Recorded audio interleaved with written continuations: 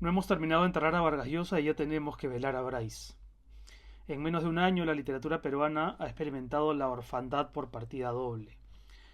Un vacío que se incrementa ante la certeza de que con la partida de Alfredo se cierra un ciclo creativo prodigioso, un ciclo que difícilmente se repetirá, porque tanto Vargas Llosa como Bryce fueron no solo autores de libros que nos transformaron, sino personajes activos, cuyas intervenciones públicas han influenciado en nuestra manera de ser y en nuestra forma de relacionarnos. En las últimas horas, muchos escritores han reseñado el legado literario y sentimental de Alfredo. Escritores y no escritores. Y han destacado con justicia que no solo fue un autor entrañable y nostálgico, sino un verdadero reformista, que propició un giro en la literatura peruana a través de esa prosa cargada de oralidad y de un humor que más que hacernos reír, lo que siempre buscaba era curarnos del espanto. No fue parte oficial del boom latinoamericano, entre otras cosas por un asunto generacional, pero creo que fue un boom en sí mismo. Y ni sus libros ni su presencia pasaron jamás desapercibidos. Yo no quisiera ahora ahondar en consideraciones de tipo académico.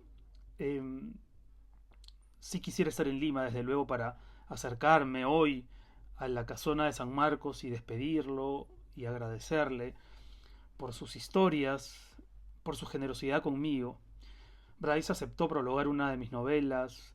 Me ayudó cuando tenía apenas unas semanas en Madrid a contactar a Joaquín Sabina para entrevistarlo.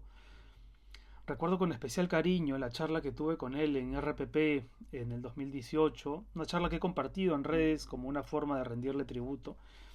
Y ahí hablamos de todo, de sus novelas, de sus amores, de sus recuerdos.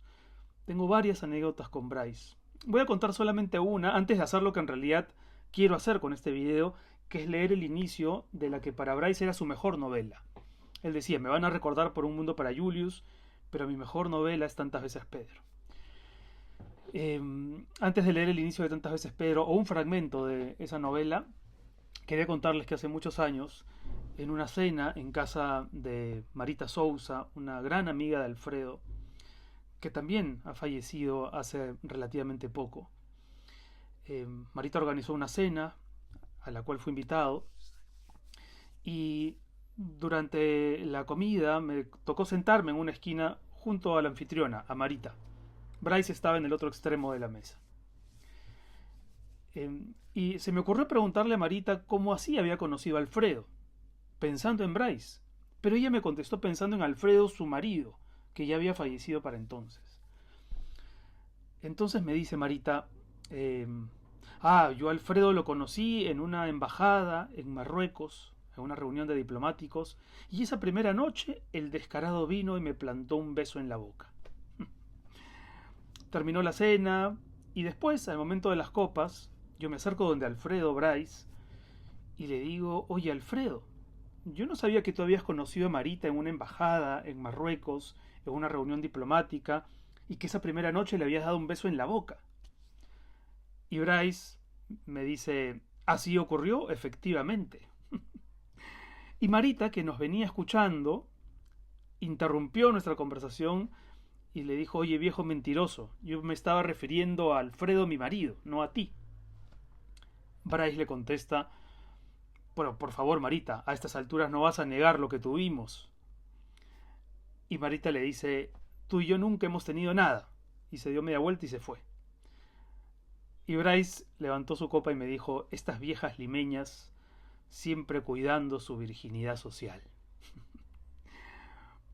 Voy a leerles un fragmento de Tantas veces Pedro, que como decía hace un instante es la novela de Bryce que Bryce quizá más quería. ¿Quién lo hubiese visto desembarcar esa mañana en el aeropuerto Charles de Gaulle?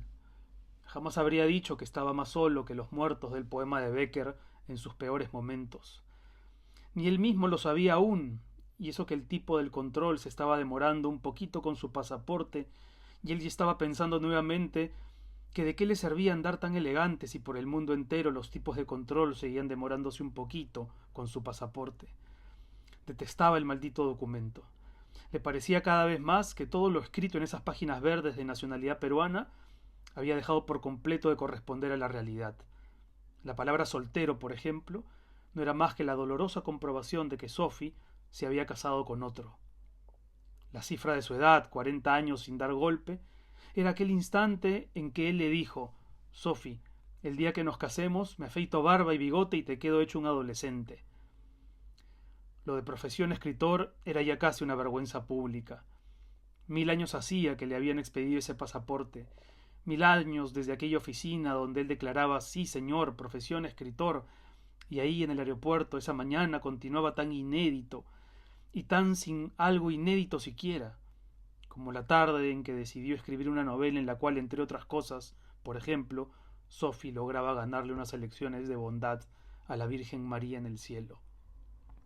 Detestaba el documento de mierda, y ya le estaba temblando demasiado las manos, y estaba a punto de gritarle al tipo del control que se metiera su pasaporte al culo si tanto le gustaba, pero lo interrumpieron una voz y un blue jean. Le interrumpieron todo, menos la pena. Hasta siempre, querido, irrepetible Alfredo Bryce.